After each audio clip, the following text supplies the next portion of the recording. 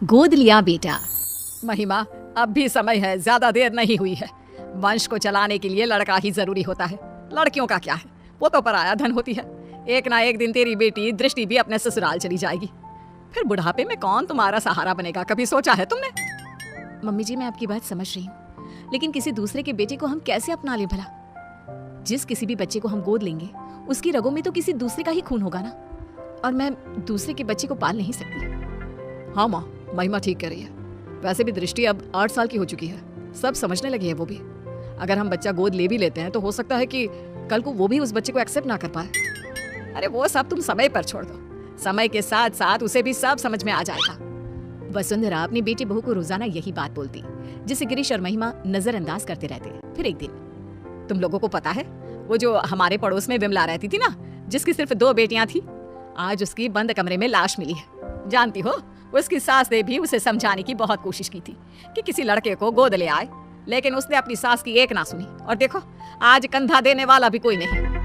वसुंधरा की इन बातों का गिरीश और महिमा पर इतना ज्यादा असर पड़ता है कि वो तुरंत ही बच्चे को गोद लेने का फैसला कर लेते हैं। तकरीबन 3 घंटे की प्रक्रिया के बाद गिरीश 6 साल के हर्ष को संग लेकर घर पहुंचता है। आप यही चाहती थी ना माँ कि हम एक लड़के को गोद ले आए? तो देखिए, ये रहा हमारा हर्ष। ये तो तुमने बहुत अच्छा किया बेटा। अब एक काम करते हैं, कल कुछ पंडितों को बुलाकर इसका शुद्धिकरण करा देते हैं। शुद्धिकरण? ये क्या होता है? अरे बेटा, अभी तेरी रगों में किसी और का खून है, जिसके बारे में हमें कोई खोज खबर भी नहीं है, इसीलिए तू अशुद्ध है। कल जब तेरा शुद्धिकरण हो जाएगा तब तो इस घर का वारिस बन जाएगा। तो क्या कल आप इंजेक्शन लगाकर मेरे शरीर से खून निकाल लेंगे? अरे ना ना बेटा, ऐसा कुछ नहीं होगा। हाँ, मुझे पता है ऐसा ही होगा। मैंने पढ़ा था खून की शुद्धिकरण को डायलिसिस कहते हैं। इसके जरिए जो हमारे शरीर में गंदा खून होता है वो निकाल देते हैं। आप लोग भी कल मेरे साथ यही करोगे ना? हर्ष के मुंह से इतनी छोटी सी उम्र में इतनी बड़ी बड़ी बातें सुनकर सभी दंग रह जाते हैं। आप कहाँ से लाए हो इस बच्चे को जो इस उम्र में इतनी बड़ी बड़ी बातें कर रहा है? कहा था ना कोई मासूम सा बच्चा लाना। महिमा, यह अभी सिर्फ 6 साल का है। अगर मैं इससे भी छोटा बच्चा लाता तो तुम्हें पता ही है छोटे बच्चों के साथ कितनी दिक्कतें होती हैं। हाँ, लेकिन आपको यही बच्चा मिला जो इस उम्र में इतना कुछ समझता है। उससे तो आगे भगवान ही बचाए। मैं दृष्टि के पास जा रही हूँ, आप संभालिए इस शैतान को। अगले दिन पंडित को बुलाकर शुद्धिकरण की पूजा भी करा दी जाती है, लेकिन उसके बाद भी घर का कोई भी सदस्य उसे अपना नहीं पाता। वो घर में सजावट के लिए पड़ी किसी चीज की तरह था। इसी तरह 1 साल बीत जाता है। समय के साथ साथ हर्ष को भी अपनी और सौतेली में फर्क समझ आ जाता है। अब दृष्टि 9 की और हर्ष 7 साल का हो चुका होता है। दृष्टि बेटा, मैंने तुम्हारे लिए एक साइकिल खरीदी है। अब तुम्हें स्कूल बस से जाने की कोई जरूरत नहीं है। थैंक यू पापा। पापा, मेरे लिए भी आप एक साइकिल खरीद लीजिए। स्कूल बहुत दूर है, मैं आने जाने में थक जाता हूँ। अगर स्कूल इतना ही दूर है तो कल से जाने की कोई जरूरत नहीं है, घर पर बैठ जा। मेरे पास इतने पैसे नहीं कि अब तुझे भी साइकिल खरीद कर दे सकूं। हर्ष मुंह लटकाकर वहां से चला जाता है। तुम लोग क्यों उसे अपना नहीं पा रहे हो?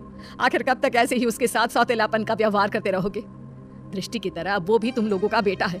बुढ़ापे में वही तुम्हारा सहारा बनेगा। माँ प्लीज, आपके कारण ही हम इस लावारिस को उठाकर घर लाए हैं। इससे आगे हम और कुछ नहीं कर सकते। ऐसे तो तुम उसकी जिंदगी बर्बाद कर रहे हो बेटा। अगर आपको ऐसा ही लगता है तो छोड़ आइए इसे वहीं जहां से ये आया था। तुम्हारे अंदर की इंसानियत कहाँ मर गई? जब से आया है तब से लेकर आज तक तुमने उसे कभी एक बाप का प्यार नहीं दिया। जरा सा भी तरस नहीं आता तुम्हें उस पर। माँ प्लीज, ये सब बातें आप मुझसे ना ही करो तो बेहतर होगा।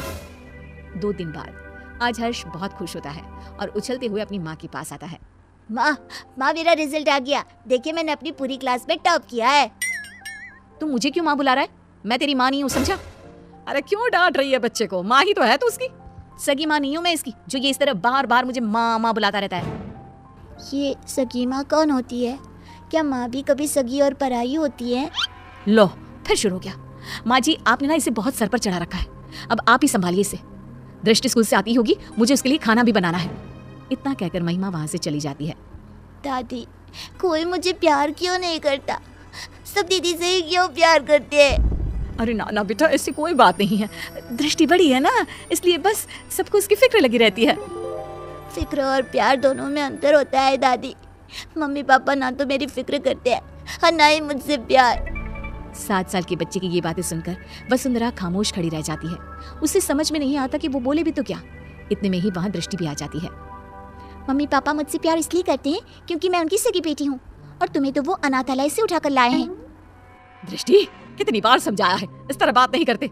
छोटा भाई है वो तुम्हारा। ये मेरा कोई भाई भाई नहीं है। दीदी, मैं आपका सगा भाई नहीं हूँ, तो मेरा भी तो आप लोगों से कोई खून का रिश्ता नहीं है। उसके बाद भी जब मैं आप लोगों का स्वीकार कर सकता हूँ, तो आप लोग क्यों नहीं अपना रहे मुझे? शोर सुनकर गिरीश और महिमा भी बाहर आते हैं।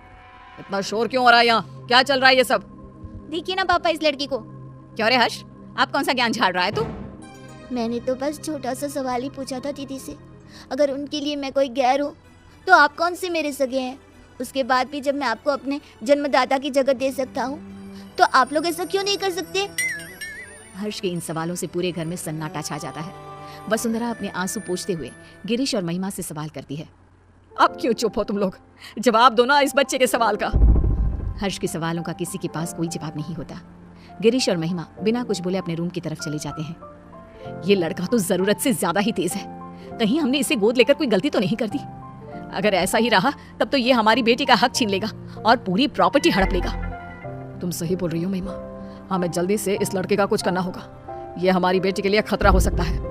अगले दिन। हर्ष बेटा, कहाँ हो?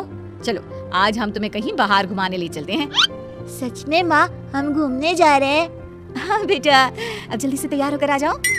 हर्ष भागते हुए अपने रूम में तैयार होने जाता है।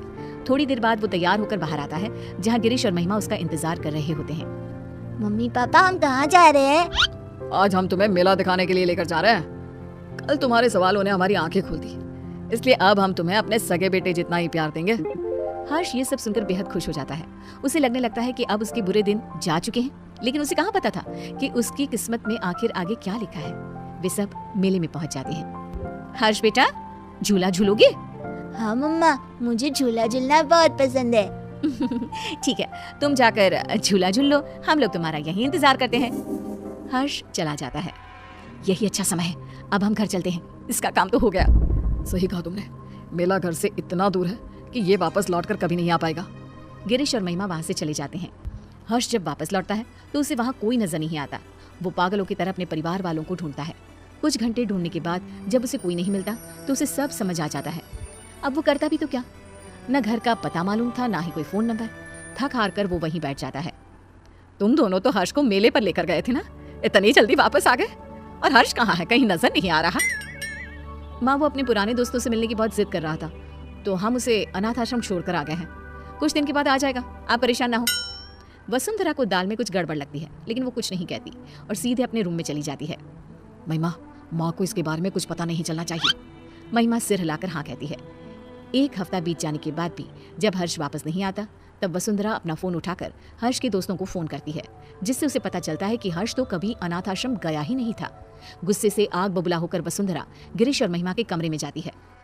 हर्ष तो अनाथ आश्रम गया ही नहीं, फिर तुम लोगों ने मुझसे झूठ क्यों बोला? कहाँ है मेरा पोता, बताओ मुझे। माँ जी, वो आपका पोता नहीं है। मुझे सिखाने की जरूरत नहीं है, जितना पूछा है सिर्फ उतना ही जवाब दो।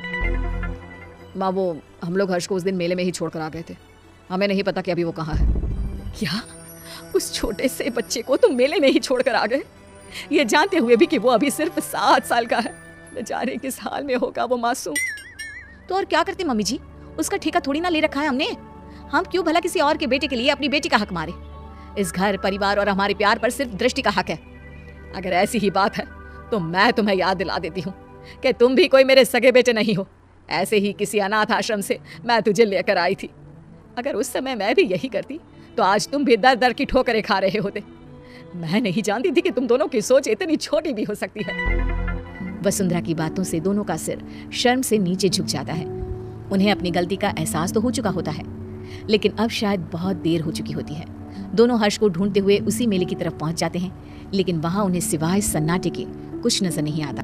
अगले दिन गिरीश और महिमा फिर से उसी मेले में हर्ष को ढूंढने जाते हैं। क्या हुआ साहब, किसी को ढूंढ रहे हो क्या?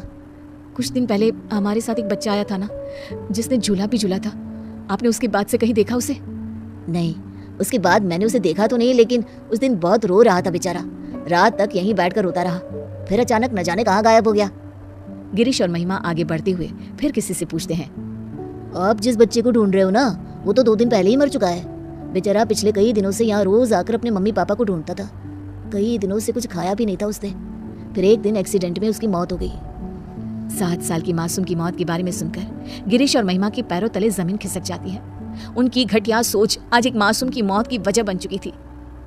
क्या गिरीश और महिमा का एक 7 साल के बच्चे को लेकर ऐसा बर्ताव उचित था? गोद लिए हुए बच्चे को अपनाने के बाद भी आखिर क्यों उन पर सौतेले और अनाथ होने का टैग लगा दिया जाता है? क्या सिर्फ खून के रिश्ते ही रिश्ते होते हैं? दिलों के रिश्तों का कोई वजूद नहीं होता?